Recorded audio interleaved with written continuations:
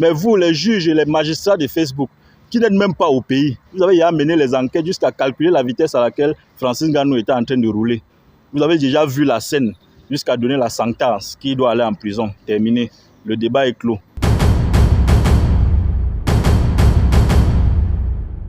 Bonjour, bonjour et bonsoir mes chers frères et sœurs. Bienvenue une fois de plus sur ma page officielle FM Tapsec.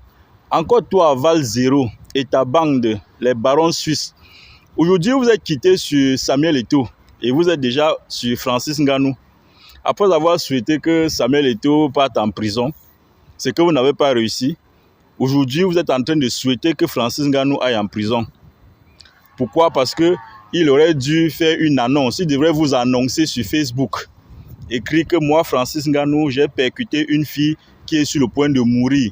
Soyez au courant avant qu'elle ne meure. Comme ça, je n'irai pas en prison. Donc, vous aurez voulu qu'il fasse une annonce sur Facebook pour vous dire au préalable. Parce que pour vous, vous avez déjà normalisé l'écart. Si bien que tous ceux qui n'étalent pas leur vie sur les réseaux sociaux, c'est ceux-là qui sont considérés comme des personnes arrogantes, comme des personnes méprisantes. Vous voyez? Donc vous avez déjà pris la vie des réseaux sociaux. Vous ne faites plus la différence entre la vie réelle et la vie virtuelle. Il doit vous annoncer qu'il a fait l'accident. Que vous êtes qui? Vous êtes les procureurs, vous êtes les magistrats, vous êtes les avocats, vous êtes les membres de la famille de la fille. Vous êtes qui? Vous vous prenez pour qui? Vous êtes quoi? Moi, je ne comprends pas. Vous pensez qu'on gère un pays dans les réseaux. Donc, pour vous, vous êtes en train de gérer le pays là comme ça à travers les réseaux sociaux. C'est votre façon de gérer un pays, ça. Donc, pour vous, il aurait dû appeler l'ambulance et attendre sur place pendant que la fille est couchée en train de souffrir. Attendre à l'heure que l'ambulance va venir au Cameroun. Vous savez à quel moment l'ambulance va venir. Au lieu de secourir la fille comme il a fait pour sauver une vie. Vous n'avez rien à faire. Je vous ai dit que c'est l'ignorance qui vous dérange. Les sorciers comme ça. J'ai vu un internaute dire qu'il y a un député d'un autre pays qui avait fait un accident mortel. Et lui aussi, il était allé en prison malgré son immunité. Mais justement, pourquoi? Parce qu'il était en état d'ivresse. On ne conduit pas en état d'ébriété. C'est déjà une infraction. Je vois même Baron Suisse a pris un exemple pour un célèbre rappeur qui avait fait aussi un accident et puis il est allé en prison malgré sa célébrité.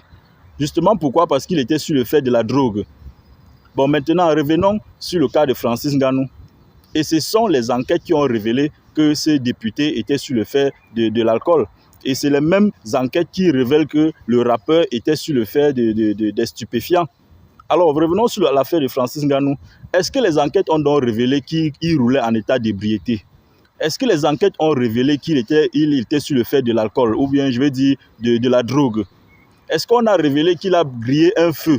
Ou alors que les enquêtes ont révélé quoi au juste?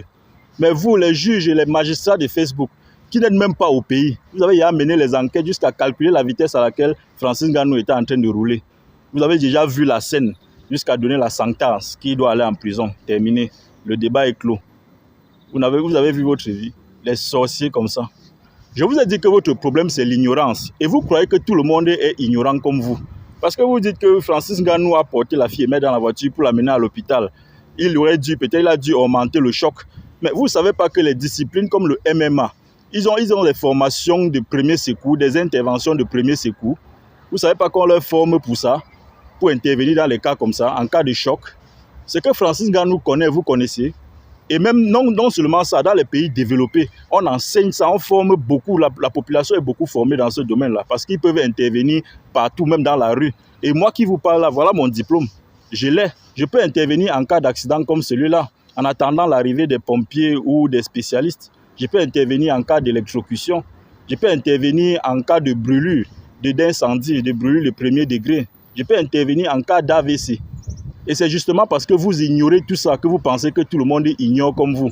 C'est également pourquoi je profite pour interpeller le gouvernement de trouver un moyen d'insérer cette formation même dans les disciplines, dans les établissements scolaires, pour permettre d'informer et de former cette nouvelle génération, qu'ils soient capables d'intervenir en cas de situations pareilles, en cas d'AVC, en cas de brûlure, en cas d'incendie, en cas d'accident. Ils peuvent intervenir même dans leur famille. Ils peuvent intervenir partout au Cameroun pour sauver des vies en attendant les spécialistes. Parce qu'on a vu des cas, on a vu une femme qui, pendant son mariage, qui est tombée d'AVC, elle est morte devant tout le monde. Parmi tous ces invités, il n'y avait personne qui a pu secourir, faire même ses premiers secours là. Tu vois, c'est l'ignorance qui est en train de tuer certaines personnes. Et c'est nous autres qui sommes en train de se battre pour vous donner des connaissances comme ça. Mais vous vous attaquez plutôt à nous.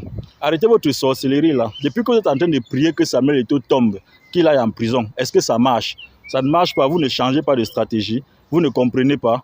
Vous vous attaquez toujours aux leaders, à ceux qui sont en train de bâtir, aux bâtisseurs de votre pays. Ça ne marche pas. Vos attaques ne marchent pas. Vous ne vous fatiguez pas. Aujourd'hui, vous êtes sur Francis Ngannou.